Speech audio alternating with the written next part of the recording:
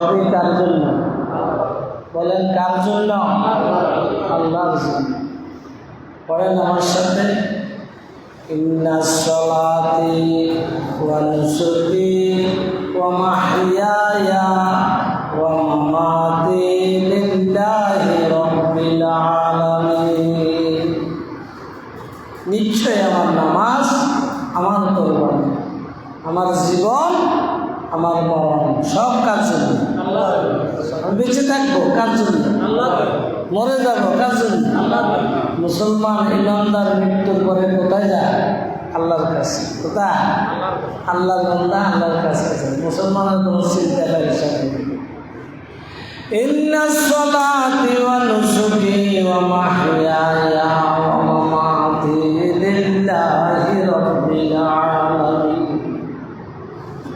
এবার আসেন হজের ময়দানে আমরা কারা যাব? কাদের হজ নসিব হবে? বলতাম যে শুনবেন, আলমে আবরাহাতে আমরা সবাই একসাথে ছিলাম। আদম আলাইহিস সালাম থেকে কিয়ামতের পূর্ব মুহূর্ত পর্যন্ত যত মানুষ দুনিয়াতে আসবে সবাই রুহগুলো একসাথে আল্লাহ সৃষ্টি করে কোথায় রেখেছে? আলমে আবরাহাতে, রুহ জগৎ। আলম মানে জগৎ, আর রহমান রুহের বহু বছর, রুহের জগৎ। সেখানে থাকা অবস্থায় আমরা যারা দুনিয়াতে মক্কা মুকাররমায় যে আজান হয়েছে, আজানের শব্দ যারা আমরা শুনছি, তাদের সবাইরই কোনো না কোনোভাবে জীবদ্দশায় হজ নসিব হবে। সুবহানাল্লাহ বলেন, সুবহানাল্লাহ আরো জোরে বলেন সুবহানাল্লাহ। এই জন্য আপনি শুনছেন কি না জানি না, আল্লাহ রাব্বুল আলামিন অনেক কোটিপতি ধনী ব্যক্তিরও হজ কবুল করে নাই। তার মানে তার নসিবে হজ নাই। কেন নাই? টাকার অভাবে? কথা বলেন, কেন নাই? টাকার অভাবে নাই নাকি? হ্যাঁ, না, টাকা তো অ্যাভেলেবেল আছে, কিন্তু হজ করতে পারবে। আবার টাকা আছে হারাম টাকা, যার কারণে হজ নসিব হয়। টাকা আছে হালাল টাকা, কিন্তু রুহ জগতে দেখতে আজান শুনে নেই, বলছে। কথা বুঝেছেন? তো আপনাদের কাছে আমার আজকের আলোচ্য বিষয় হইল হজ। কোন বিষয়? হজ। জোরে বলেন, কোন বিষয়? হজ। হজটা করার ইচ্ছা আছে সবাই? হ্যাঁ, আছেন? কাদের হজ করার ইচ্ছা আছে? মাশাআল্লাহ, আলহামদুলিল্লাহ, আল্লাহ কবুল করেন। আচ্ছা, হজে গেছেন যে এই মুহূর্তে এখানে আসেন না কেউ যে আমি হজ করে দিয়েছি? নুস্তান ভাই গেছে, উনি গেছে, দুইজন তিনজন। বড় হজ, উমরা হজ না, উমরা কেন হজ না, উমরা হইল উমরা। বড় হজ করছেন, যাতে আমরা হজ বড় হজ করি, এটাই হজ। মাশাআল্লাহ, 1 2 3 4 5 6 আমি সজন সবাই, আলহামদুলিল্লাহ। তাহলে আসেন, আর বাকি আমরা সবাই ইচ্ছে আছে হজ করার, আসেন? হ্যাঁ, কথা হজ নামাজ যেরকম ফরজ, হজ ফরজ। ইসলামের কয় বেলা? 5 বেলা। বেলা মানে স্তম্ভ, ফিলার, 5টা। হ্যাঁ, কয়টা? বুনিয়াল ইসলাম আলা খামসিন, শাহাদাতে আল্লাহ ইলাহা ইল্লাল্লাহু মুহাম্মাদুর রাসূলুল্লাহ। প্রথম স্তম্ভ হল শাহাদা বলা, তাওহীদের ঘোষণা দেওয়া, কালেমা পড়া, একত্ববাদের ঘোষণা দেওয়া, বিশ্বাস করা। শাহাদাতুন আল্লাহ ইলাহা ইল্লাল্লাহু মুহাম্মাদুর রাসূলুল্লাহ, এটা ইসলামের 1 নম্বর বিধান। তারপর কি? সালাত, নামাজ 2 নম্বর বিধান। তারপরে কি? রোজা 3 নম্বর বিধান। তারপরে কি? জাকাত 4 নম্বর পিলার। তারপরে কি হজ 5 নম্বর পিলার। 5 নম্বর। তাইলে ঈমান, নামাজ, রোজা, হজ, জাকাত কয়টা হইল? 5টা। এখন আমরা ঈমান আনছি 1 নম্বর পিলার আমাদের আসে। নামাজ পড়ি 2 নম্বর পিলার। রোজা রাখি, বছরে ক মাস খরচ? কোন মাস? রমজান মাস 3 নম্বর খরচ। তারপর আমরা অর্থবিত্ত থাকলে হিসাব করি, জাকাত দিই বছরে 1 বার 4 নম্বর খরচ। 5 নম্বর অর্থবিত্ত থাকলে, সুস্থতা থাকলে, ঈমান থাকলে, সুযোগ থাকলে, সুবিধা থাকলে হজ করা খরচ, হজ করি। তাহলে কয়টা হয়েছে বলেন? 5টা। এই 5টা পিলারের উপরে ইসলাম দাঁড়িয়ে আছে। ইসলামের পুরা আহকাম ও শরিয়া মধ্যে এই 5টা হইল মেন পিলার। এখন আমরা এই 5টাও ঠিকভাবে আদায় করি না, সেটা আরেক কথা। আজকে আমাদের 5ম নম্বর পিলার হজ নিয়ে কথা। আল্লাহ আমাদেরকে হজ কবুল করেন, বলেন আমিন। জোরে বলেন আমিন। আল্লাহর ওলিরা কেমন ছিলেন জানেন? হজ করে বললেন পাগল আছে। রাহে মেরা মস্কন হওয়ালিয়ে কাবা, বনে মেরা মদফন দিয়ার মদিনা। আল্লাহর ওলি বলতেছে যে আল্লাহ, আমার যদি বসবাসের স্থান যদি মক্কা শরীফ হইতো কত ভালো হইতো। আমি প্রত্যেকদিন আপনার দেখতাম, প্রত্যেক দিন যে আমার ঘরে তাওয়াফ করতাম আর বলতাম লব্বাইক আল্লাহুম্মা লব্বাইক, লব্বাইক লা শারীকা লাকা লব্বাইক, ইন্নাল হামদা ওয়ান নি'মাতা লাকা ওয়াল মুলক লা শারীকা লাক লব্বাইক। হে আল্লাহ, আমি হাজির। ইংরেজিতে কয় ইয়েস স্যার, বাংলা কয় কি? হাজিরা ডাকবার সময় ছাত্ররা হাজিরা ডাকছে, ধরেন আব্দুল কাদের ডাক দিচ্ছে, ছাত্ররা হাজির বলে কেমনে? উপস্থিত।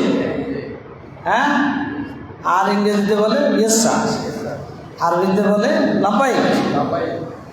আমরা মাদ্রাসা যখন নজরুলরা হাজিরা ডাকতো, যেটাকে রুল কল ক্লাসের হাজিরা, কোন ছাত্র আসছে কোন ছাত্র আসে না, হাজিরা দিত না।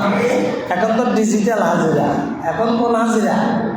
ডিজিটাল হাজিরা। ডিজিটাল মেশিনেতে কার্ডিয়ান এনে শো করলে হাজিরা গেছে, ঠিক চিহ্ন উঠলে হাজিরা গেছে, রেকর্ড হয়ে যাবে। কতটা, কত মিনিট, কত সেকেন্ডে ইন করছেন, কার্ডিয়ান দিলে যাবে।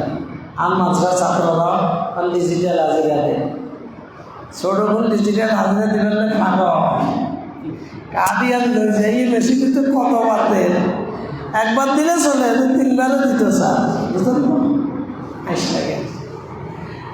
পড়েন আমার সাথে, লাব্বাইক আল্লাহুম্মা লাব্বাইক, লাব্বাইক লা শারীকা লাকা লাব্বাইক, ইন্নাল হামদা ওয়ান নি'মাতা লাকা ওয়াল মুলক লা শারীকা লাকা লাব্বাইক।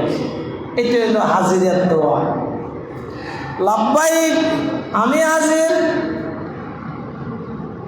লাব্বাইক আল্লাহুম্মা লাব্বাইক, লাব্বাইক লা শারীকা লাকা লাব্বাইক। হাজির। হে আল্লাহ, আমি হাজির। লা শারীকা লাকা, আপনার কোনো অংশীদার নাই। আছে না? আল্লাহর কোনো অংশীদার আছে না? আছে। কারণ হজের মধ্যে যাইয়া এহরাম বাঁধার পর থেকে এহরাম খোলা পর্যন্ত এই তালবিয়া পাঠ করতে হবে। কথা বুঝলেন না? হাজিরা দিচ্ছে আর বলতেছে আল্লাহ আপনার কোনো শরীক নাই। আর বাংলাদেশে ফেরত আসার পরে আল্লাহর সাথে শরীক করে। আছে আছে না? কথা বলেন না, কথা বলেন। আছে? এটা কি হজ কবুল গেছে? হাজ্জাতাম মাবরুরাতান, কোন হাজি সাহেবের হজ যদি কবুল হয়, এটা যাজা হইল কোনো রকমের হিসাব নিকাশ ছাড়া, বেগাইরে হিসাব জান্নাহ। আল্লাহু আকবার। বিনা হিসেবে ব্যস্ত চলে যাবে হজ কবুল হলে।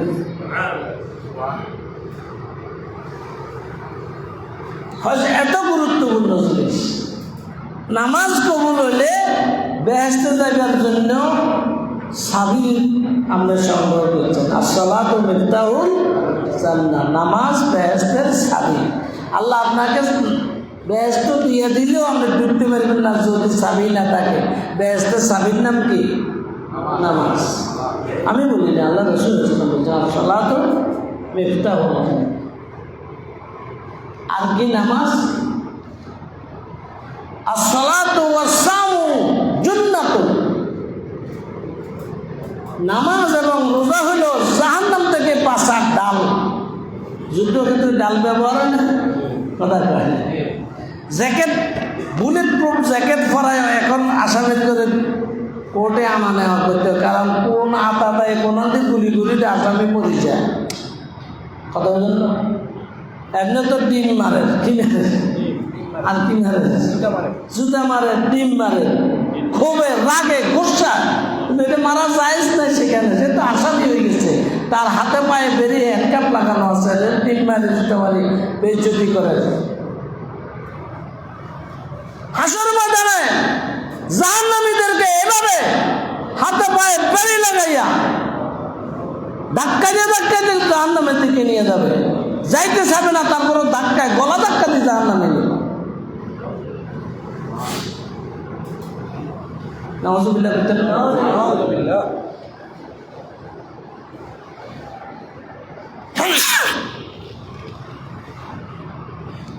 নামাজ এবং রোজা জাহান্নামের আগুন থেকে বাঁচার বুলেট প্রুফ জ্যাকেট, মানে জুন্না ডাল। আল্লাহ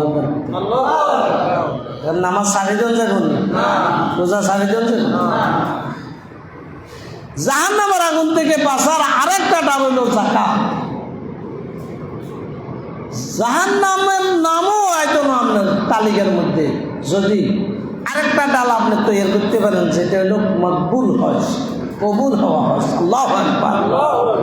এই কবুল হওয়া হজ, যারা হজে যাওয়ার তৌফিক হচ্ছে, অন্তর্ভুক্ত আছে, হালাল হয়েছে আছে, যাওয়ার সহি নিয়তে গেছে, দেখানোর জন্য যায় না। অনেক হাজি সাহেবের হস্ত লোক দেখানো আছে না? কথা কর না? হ্যাঁ, অনেক হাজি সাহেবের হাজি সাহেব না করলে গুস্ব হয়, আসেনি? ওরে কথা কয় না।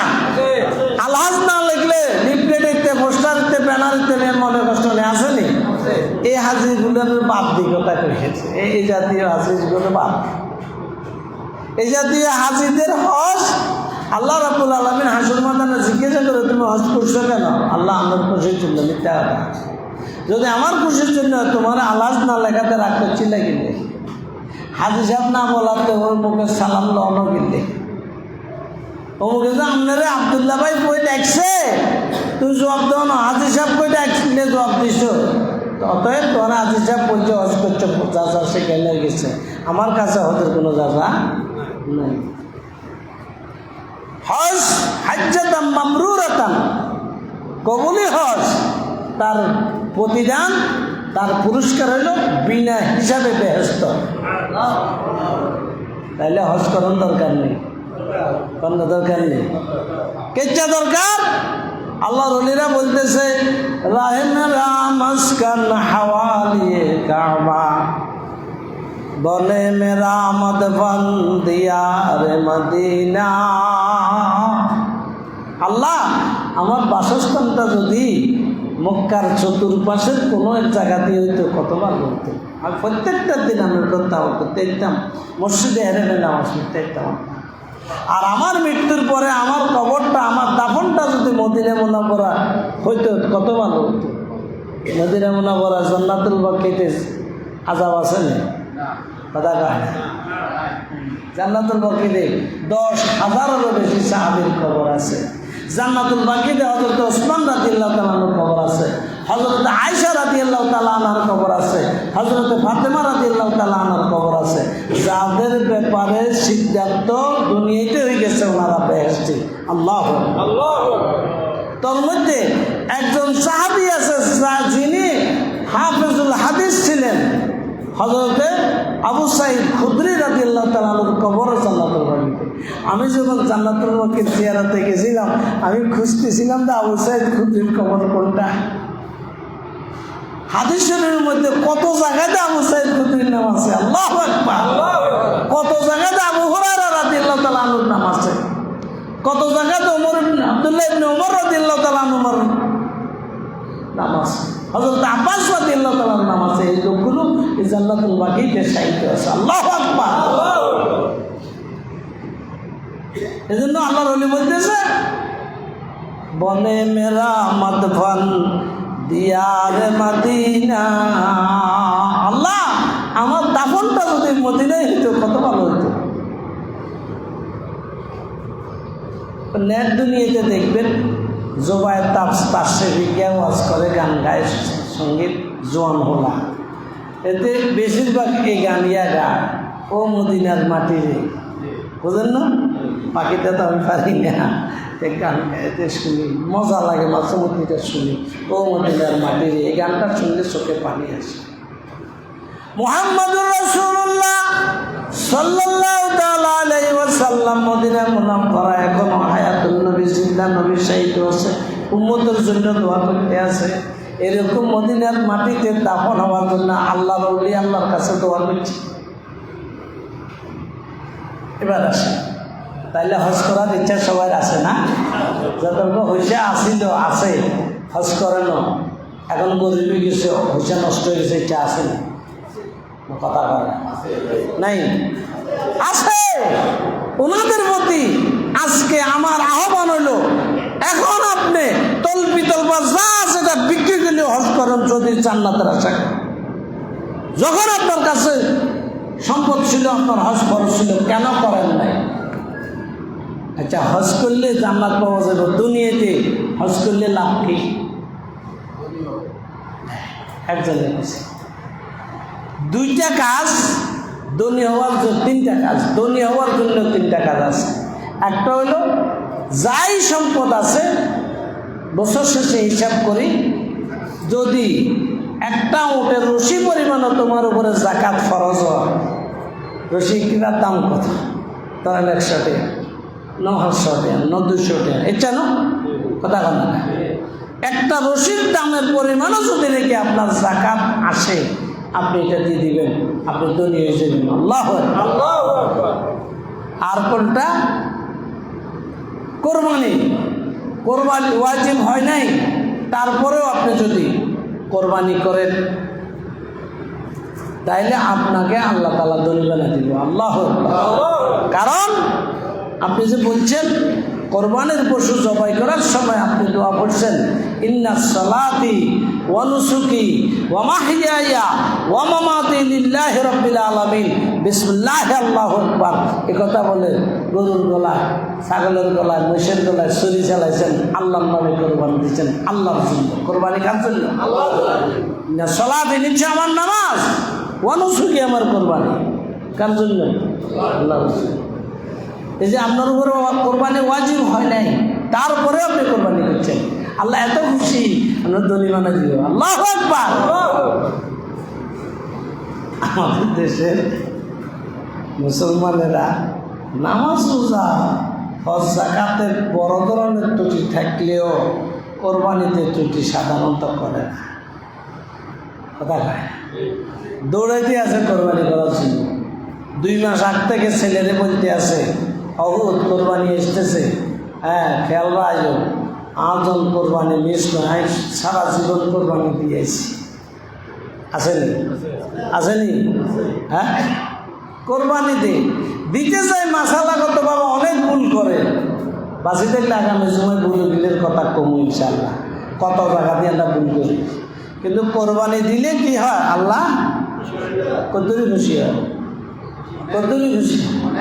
খালি খুশি না তো, আপনার জীবনের সব গুনাহ মাফ করে দেয়। আল্লাহু আকবার।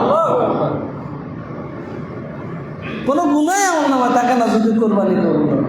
কিন্তু যে সমস্ত শর্ত শরায়েত আছে কোরবানি কবুল হওয়ার জন্য, এগুলো পাওয়া যাইতে হবে, শর্তগুলো পূরণ হতে হবে। তাইলে দুইটা, একটা হইলাম জাকাত দিলে ধনী হওয়া যায়, একটা পাইলাম কোরবানি করলে ধনী হওয়া যায়। কেউ যদি ধনী হইতে চান জাকাত দেন, কোরবানি করেন। আর একটা হলো হজ, কেউ যদি ধনী হইতে চান হজ করেন। আল্লাহু আকবার। বলে হুজুর ধনীর উপরে তো হজ ফরজ, আর হজ করলে আবার ধনী হয়ে যাবে, ওইটা কেমন কথা? একটা কন্ট্রাডিকশন হইল না? হ্যাঁ, হজ ধনীদের উপরে ফরজ, গরিবের উপরে ফরজ নেই। কিন্তু গরিবও যদি অন্তরে তামান্না রাখে, আরজু রাখে, ইচ্ছা আকাঙ্ক্ষা রাখে যে আল্লাহ একটু হজ করতে আমার, বহুত গরিব লোক হজ করে না, কথা কয় বুঝছেন? আরে মিয়া, আমি যে সময় হজ করছি আমার উপরে হজ তো ফরজ দূরে থাক, সুন্নত হয় না, নকল হয় না, কিন্তু আল্লাহ রাব্বুল আলামিন আর আমার হজ করাইছে, করাইছে না? ও কথা কয় আমি কই তো হজ করছি, কই তো কবুল হচ্ছে কি হয় না আল্লাহ আমি জানি, বাট হজ তো করছি, কিন্তু হজ করা আমার উপরে ফরজ। যে বছর আমি হজ করছি 2001, 2000 সাল, 1999 সাল, 1999 সালের জুন মাসে আমি মদিনা শরীফ গেছি। তার আগে 1918 সাল এবং 98 সাল এবং 99 সালের মদিনা যাওয়ার আগ পর্যন্ত যত মাহফিল করছি, এই সময়গুলোতে মাহফিল আমি দোয়া করতাম। কেন করতাম আমিও জানি না, মানে যত দোয়া আছে তার সাথে এটা যুক্ত দেখতে। কি দোয়া? এলাহি মুঝে দেখা দো ওয়ে মদিনা कैसे बसती है जिस पर तेरे रहमत रात दिन हमेशा से हमेशा बरसती है। আল্লাহ, ওই মদিনাটা তুমি আমার একটু দেখাই দাও, যে মদিনাতে রাত দিন 24 ঘন্টা তোমার রহমত নাযিল হতে আছে। আল্লাহু আকবার। মক্কা শরীফে আল্লাহর ঘরের উপরে দৈনিক 120টা রহমত খাসভাবে নাজিল গোটা দুনিয়ার মানুষের জন্য। আল্লাহু আকবার। আর এই রহমতগুলো সারা বছরে যা নাজিল, এটা বন্টন হয় হজের সময়। সারা দুনিয়ার যত হাজী সাহেবরা হজে যায় তাদের মধ্যে বন্টন হয় এবং তারা এটা নিয়ে দেশে, নিজ নিজ দেশে আসে। তাইলে রহমত আনার জন্য হাজী সাহেবরা মক্কা মুকাররমায় হজ করতে যায়, আসার সময় বন্টনে যারা আসে তাদের বাগে যা পায় ওইটা নিয়ে আসে, আর এটা আমরা ওই এলাকার লোকেরা পাই। আল্লাহু আকবার। আর মদিনা মুনাওয়ারা কি অগণিত, মদিনার রহমত কি বলেন বলেন? অগণিত, কোনো হিসাব নেই। কতক্ষণ না ছিল? 24 ঘন্টা অনবরত। সুবহানাল্লাহ। আমি দোয়া করছি, এলাহি মুঝে দেখা দো ওয়ে মদিনা कैसे बसती है जिस पर तेरे रहमत रात दिन हमेशा से हमेशा बरसती है। আল্লাহ, রাত দিন 24 ঘন্টা সেই মদিনার রহমত নাযিল, এটা আমি কেন দেখতাম চাই। আল্লাহ নিচে যাই হোক, একটা উসিলে গেছি। যাওয়ার পরে এবার আমার ইচ্ছে হইল উমরা করবো। কোম্পানি থেকে ছুটি নিয়ে যাই, উমরা করছি। উমরা করার জন্য যে সময় আমি আল্লাহর ঘরের সামনে দাঁড়াইছি হজর নামাজের পরে, আমি কান্দিছি, আরে আল্লাহ, তোমার ঘর দেখার কোনো তৌফিক আমার নাই, যোগ্যতা নাই, তুমি আর কান্দি না। আমি তো আসার কথা না, এই উসিলা সৃষ্টি হয়েছে, এইভাবে হয়েছে, এইভাবে হয়েছে, এইভাবে আমি এসেছি। আলহামদুলিল্লাহ, একটা সিস্টেম লাগিয়েছে। তাহলে ও গরিব ভাইয়েরা, মিসকিন ভাইয়েরা, যাদের উপরে হজ ফরজ হয় নাই, এখানে নিয়ত করেন, একেবারে খাস নিয়ত করেন। আশা করা যায় মৃত্যুর আগে কোনো না কোনো উসিলা আপনার হজ নসিব হবে ইনশাআল্লাহ। আর না হলেও আপনার অন্তরের হালত আল্লাহ জানে কি জানেন? জানে কি জানেন? আল্লাহ চাইলে তো আপনাকে হজের চাও দিতে পারে। এবার আসেন, ওয়াজিন বিন্নাস বিল হজ্জি ইয়াতুকা রিজালান ওয়া আলা কুল্লি দামিরিন ইয়াতিনা মিন কুল্লি ফাজ্জিন আমিক। আল্লাহ রাব্বুল আলামিন কোরআনে কারীমের মধ্যে ইরশাদ ফরমান, হে ইব্রাহিম ও ইসমাঈল,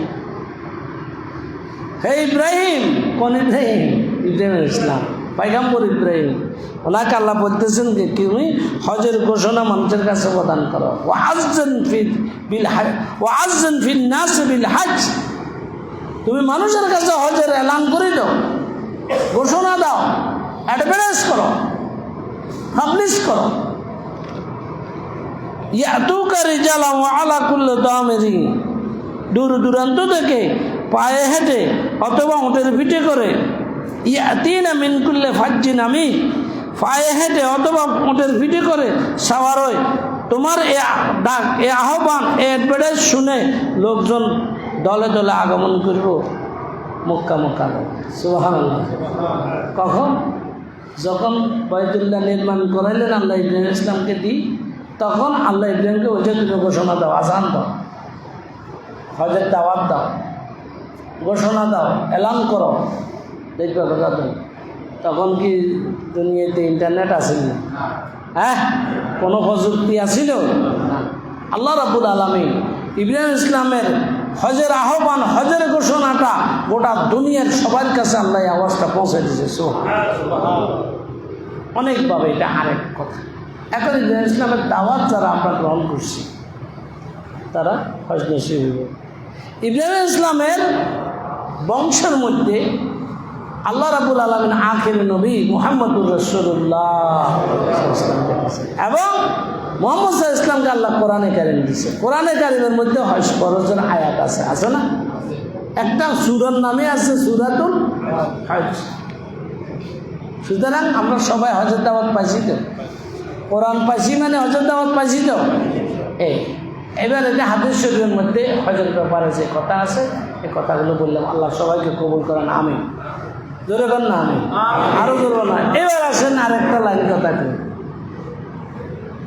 আল্লাহ রাসূল সাল্লাল্লাহু আলাইহি ওয়াসাল্লাম বললেন, মাতা পিতার দিকে যদি মহব্বতের নজরে একবার তাকায়, একটা কবুলি হজের সওয়াব।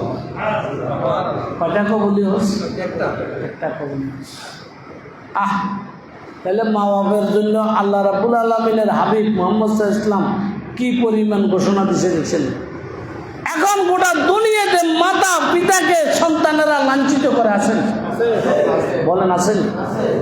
কারা করাইছে? গত জুমায় নারীদের নিয়ে কথা বলছিলাম, নারী কমিটি মনে আছে? আছে? আজকে সেই একই কথা পুনরায় বলতে চাইলে, এই নারী কমিটি যে সুপারিশমালা দিছে, এটা দিয়ে পিতা মাতা থেকে ছেলে সন্তানকে পৃথক করে দিচ্ছে, একেবারে একটা আরেকটার সাথে ঝগড়া লাগা দিতেছে, স্বামী স্ত্রীর মধ্যে ঝগড়া লাগা দিতেছে।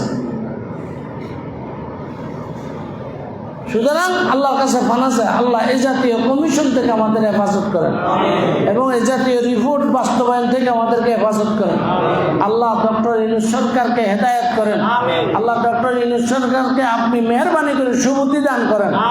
আমরা গত বছর যুদ্ধ করছি, এবছরও আরেকটা 5 আগস্ট করার লাগবে কিনা আমি জানি না। গতকালকে এবং আজকে পর্যন্ত আমার কাছে যতটুকু খবর আছে, দেশের অবস্থা খুব বেশি ভালো নেই। আমার কাছে সব খবর নাই, বাট আমি যতটুকু শুনতেছি পাইতেছি, আমার মনে হয় দেশের অবস্থা ভালো না। এই জন্য আমরা সবাই আল্লাহর কাছে দোয়া করি, আল্লাহ আমাদের দেশটাকে স্থিতিশীল করে দেন। জোরে করে আমিন। আল্লাহ আমাদের এই দেশকে যাবতীয় ষড়যন্ত্র থেকে হেফাজত করেন। জোরে বলেন আমিন। আমরা একটা কথা জেনে রাখা দরকার, আমরা যত ভালো হব আমাদের জন্য শাসকও তত ভালো হবে। আমরা যদি খারাপ হই আমাদের জন্য শাসকও খারাপ হবে। এটা আমরা গত 16 বছরে ভোগ করছি, ভবিষ্যতে ভোগ করতে হবে। কথা এটা আমল করতে হবে। শাসক দেখে আল্লাহ, যে কোনো জনপদের জন্য শাসক দেখে আল্লাহ। আল্লাহ কোন জাতীয় শাসক দিব আল্লাহ বলে দিয়েছে, জনগণ যেমন শাসক হবে তেমন, জনগণ যেমন শাসক হবে তেমন। আমরা ভালো হলে আমাদের ভালো কিছু আছে, আল্লাহ দরবার চাইতে হবে না, চাইলেও আল্লাহ দিব। সুতরাং আমরা ভালো হয়ে যাই, আল্লাহর কাছে দোয়া করি, আল্লাহ আমাদের সরকারের জন্য দোয়া করি। আর যদি আমরা ভালো হইতে না পারি, আমাদের তকদির খারাপ হয়, আমাদের কিচ্ছু করার নেই। মোহতারাম হাজরিন, তাহলে পিতা মাতা যাদের আছে আপনারা কি খুশি না নারাজ? খুশি না নারাজ? তাইলে পিতা মাতার চেহারার দিকে মহব্বতের সহিত তাকাইলে একটা কবুলে হজের সওয়াব পাওয়া যায়। সাহাবায়ে কেরাম প্রশ্ন করছে, ইয়া রাসূলুল্লাহ সাল্লাল্লাহু আলাইহি ওয়াসাল্লাম, যদি আমি প্রত্যেক দিন অসংখ্য অগণিতবার মা বাপের চেহারার দিকে মহব্বতের নজরে তাকাই আল্লাহ রাসূল ইসলাম বলছে যতবার তাকাইবে ততটা হজের সওয়াব হবে। আল্লাহ তাইলে হজের সওয়াব একেবারে ইজি হয়ে গেছে না? কথা কেন না? এখন মা বাপের মহব্বতের সহিত তাকাইবেন আপনারা? তাকাবেন? মা বাপ আছে কার? একটু হাত তুলছে, হাত তুলেন। মাশাআল্লাহ, আলহামদুলিল্লাহ, আপনারা ভাগ্যবান। যাদের মা বাপ মরে গেছে তারা হাত তুলছে, দেখছেন? আছেওয়ালার সংখ্যা বেশি, নাইওয়ালার সংখ্যা কম। তবে বেশি পার্সেন্টেজে 60-40 মনে হয়। আমি যা হাত দেখলাম, ক্যাশ করলাম, আরে আছে 60 জনের মা বাপ আছে, 40 জনের মা বাপ নাই। যাদের মা বাপ নাই তারা পড়াতে পারি না, তোর মধ্যে আমি আছি। আমাদের সন্তানেরা পিতা মাতার জীবিত অবস্থা খেদমত করে না, মরে গেলে জিয়াফত দেয়। কথা আছে না এরকম অবস্থা? এই জিয়াফতের 2 পয়সার দাম নেই। পিতা মাতা অসুস্থ গেলে মহব্বত করি, সেবা করেন, ডাক্তার দেখান, চিকিৎসা করান, আয়াতের মালিক আল্লাহ। ভালো জিনিসটা খাওয়ান, মহব্বত করেন। কিন্তু আমাদের দেশে এই ব্যাপারেও কথা বলে 3 ঘন্টা কথা কম লাগে। আমাদের দেশে এরকম ছেলে, এরকম পিতা মাতা আছে যারা ছেলে দিব আর খাইব, মোষ মারিব, চাঁদোয়ানা যে আড্ডা দিব। আসা না ইচ্ছে মা বাবা? হ্যাঁ, কক্সবাজার যায়, ঘুরিয়ে আইব, টাকা কার পুতের, নতুন দেশে, বিদেশ তুমি কষ্ট করি। ছেলের টাকাটা খরচ করতে একটু চিন্তা করে না। একটা ছেলে রুজি দিয়ে জমিন কিনে নিজের নামে 5টা ছেলে মালিক হয়, কোথায় পেয়েছেন এই মাসালা? এগুলো কোনো সময় যদি সুযোগ হয় বলবেন ছেলে। তবে এতটুকু বললাম, পিতা মাতা যদি অপরাধও করে, গুনাহও করে, তাহলে আপনার পিতা মাতা আপনাকে সম্মান করতে হবে, বৃদ্ধাশ্রমে দেওয়া যাবে না। যারা পিতা মাতাকে বৃদ্ধাশ্রমে দিচ্ছে এদের মতন ফোরা কুমাল্লা জাহান্নামী আর কেউ নেই, এটা জাহান্নামী। আরে বেটা, তুই যখন দুনিয়াতে এসছো শিশু অবস্থা, তোর মা বাপ যদি তোর গ্রহণ না করতো, দয়া না করতো, তাহলে তোর কি অস্তিত্ব থাকতো? কথা বল, অস্তিত্ব থাকতো? তোরা তো তোর মা বাবা হুন্যা দেন, তোরা তো তোর মা বাবা সাত মানে যাই সারকা বিটবেলা লাগাই দেন, তোরা তো বদল্লা বানাই না, তোরা তো কত সুন্দর করে লেখাপড়া শিখেছে, কত সুন্দর সুন্দর জামা কাপড় পরেছে, কত ভালো ভালো খানা খাওয়াইছে, কত ফল ফুড খাওয়াইছে। আর তোর মা বাবা বৃদ্ধ হয়েছে, আর তুই মা বাবারে বৃদ্ধাশ্রমে দিতে আসিস? বলেন নাও শুনবেন। সব বৃদ্ধাশ্রম ইসলামে বন্ধ করে দেওয়ার জন্য নির্দেশ আছে, কোনো বৃদ্ধাশ্রম থাকতে পারবে না। আর এখন নারী কমিশনের মধ্যে বৃদ্ধাশ্রমের পরামর্শ আছে, কথা কয় না? হ্যাঁ, ফেসাব করি এই কমিশনের প্রতি আর কমিশনের পরামর্শের প্রতি ফেসাব করিস, একদম ডাইরেক্ট কথা, দায়িত্ব নিয়ে বলতে ফেসাব করি এটার প্রতি। সর্ব অবস্থায় কোরআন হলো সংবিধান, সর্ব অবস্থায় কোরআনের বিধান হলো সবার জন্য সুন্দর এবং ন্যায়, এবং সম্পূর্ণরূপে ন্যায় প্রতিষ্ঠা হয় কোরআনের আইন দিয়ে, ঠিক কিনা? ঠিক কিনা? সুতরাং আর এইসব ব্যাপারে কোনো কমিশন টমিশন দরকার নাই, বাদ দেন এগুলো, বাদ দিয়ে কোরআনকে প্রতিষ্ঠা করেন। কথা কয় কাকে প্রতিষ্ঠা করেন? কোরআন প্রতিষ্ঠা হইলে সকলের অধিকার প্রতিষ্ঠা হবে, কোরআন প্রতিষ্ঠা হইলে ন্যায় প্রতিষ্ঠা হবে, কোরআন প্রতিষ্ঠা হইলে শান্তি আসবে, কোরআন প্রতিষ্ঠানের সমস্ত রকমের অন্যায়, অত্যাচার, দুর্নীতি, চুরি, ডাকাতি, ফেতনা, ফাসাদ, রাজধানী, হত্যা, গুম, দর্শন সব বন্ধ হয়ে যাবে। এটার সাথে কি আপনারা একমত? হাত তোলেন। নারায়ে তাকবীর, নারায়ে তাকবীর, নারায়ে তাকবীর। আল্লাহ কবুল করবেন, আল্লাহুম্মা আমিন। শুধু নির্বাচন করলে হবে না, শুধু ইলেকশন বললে হবে না, শুধু আন্দোলন বললে হবে না। এই জাতীয় যারা বলে তাদের সাথে আমরা কেউ নাই। আমরা চাই বাংলাদেশ হবে ইসলামী রাষ্ট্র, ঠিক না? আমরা চাই বাংলাদেশে ইসলামের হুকুমত কায়েম হবে, ঠিক না? এটার পথে শ্রম দেওয়ার, এটার পথে কাজ করার, এটার জন্য চেষ্টা করার এখনই সুন্দর সময় এবং উপযুক্ত সময়, ঠিক না? হয়তো এই সময় সুযোগ আমাদের বাংলাদেশে, আমাদের লাইফে আর কখনো আসতে পারে, নাও আসতে পারে, এখন এসেছে, এটা আমরা কাজে লাগাই, ঠিক না?